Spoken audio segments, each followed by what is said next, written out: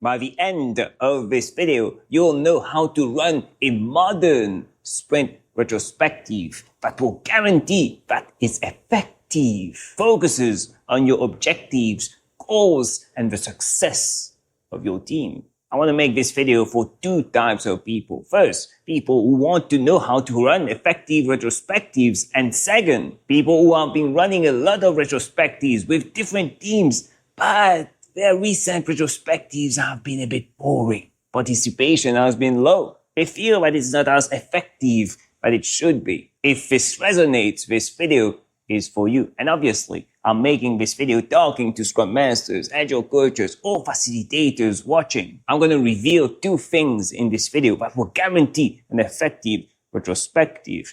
But first, let's go back to the Scrum Guide, the latest version of the Scrum Guide, because we always need to ensure that we are following the Scrum Guide if we are using the Scrum framework. The purpose of a sprint retrospective is to plan ways to increase quality and effectiveness. The Scrum team inspects how the last sprint went with regards to individuals, interactions, processes, tools, and the definition of done. The Scrum team discusses what went well during the sprint, what problems it encountered, and how those problems were or were not solved. The Scrum team identifies the most helpful changes to improve its effectiveness. Now, based on this definition, what is expected from us facilitators in the sprint retrospective? How does your typical sprint retrospective go? I've attended a lot of sprint retrospectives, and most of them, not all, most of them look something like that. I'm going to choose a format. Start, stop, continue, the sailboat format, what went well, what could be improved format, the mad, sad, or glad format, tons of format that you can pick from. The facilitator, the Scrum Master, Agile coach, facilitator picks something, a format that they like. They create a board, digital board, send the invite, everyone joins the meeting. We usually do a safety check, and then once we can proceed with the sprint retrospective, because everyone is safe, the facilitator will explain the columns on the board, like what went well, what could be improved, and requests that the participants fill in the columns with cards, post-it notes. Gives 5 minutes, 10 minutes for that. Afterwards, we group everything together, we vote, we prioritize, and then we start talking about the cards, explaining the cards, discussing briefly, dropping down some actions, and we end the sprint retrospective. Now, key thing here is that you're spending a good 20 minutes or more just writing things down. Not discussing in the sprint retrospective. Everyone is focused on their board, isolated, writing things down, grouping things together, voting, and then after 30 minutes we start discussing about the cards. So yeah, the format, what went well, what could be improved, all good. Format is extremely good. The format is important. But what's most important here, I think, is the preparation part. What I have observed, and I'm sure that you observe the same thing, teams are busy during the week, during the sprint. When you're doing online retrospective, maybe they are even doing something else. They come unprepared to the sprint retrospective. Sometimes people come prepared, but most of them come unprepared. And now, during the sprint retrospective, we will start thinking about things. I don't like this approach, simply because the result is that we spend a lot of time writing things in the sprint retrospective when this could have been done prior.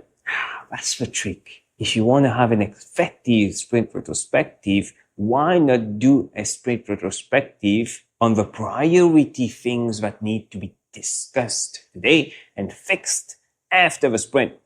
That will ensure effectiveness. And we can't really do that if we're spending most of our time writing cards and discovering what are the issues during the sprint retrospective. So what I do, asynchronously, create the board, choose the format, send the board to the team, the sprint retrospective board, ask them to fill in all their cards throughout the sprint. Talk about that, remind them in the daily stand-up, daily scrum. We can even do the grouping and even the voting prior to the sprint retrospective. It might be a bit unusual. Some people might take some time to get used to it. But when it works, you come to the sprint retrospective prepared with a list of prioritized things that we need to start talking about. And we can already start talking about that. Minute 1 in the sprint retrospective, we are already discussing, deep diving on things, either from the prioritized list or something else. Sometimes the prioritized list is, I need more desk space. My laptop is not working. How can we get more powerful laptops? I need an additional screen. These things maybe are important. But what if the team is not meeting their sprint commitments, their sprint goals every single sprint? The past 10 sprints, they haven't met their sprint commitments and we are talking about screens or laptops or desks. No, we should focus on that. And as a facilitator, you can, by asking powerful questions, you can watch this video here, you can try to make them realize that maybe there's more important things to talk about. And that's the second point I want to mention in this video. The format is good. The way you do it is good. The preparation is good. That will ensure that your sprint retrospective is somewhat effective.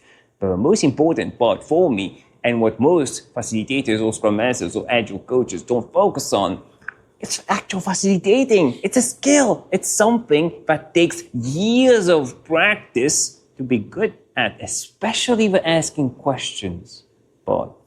A facilitator's role is to make things easier. Everyone is going with a certain goal in the sprint retrospective. Maybe the first thing is to agree on what this goal is. But the facilitator's purpose in the meeting afterwards is to ensure that everyone, we reach our goal, our agreed goal together, smoothly, effectively. That's your role as a facilitator.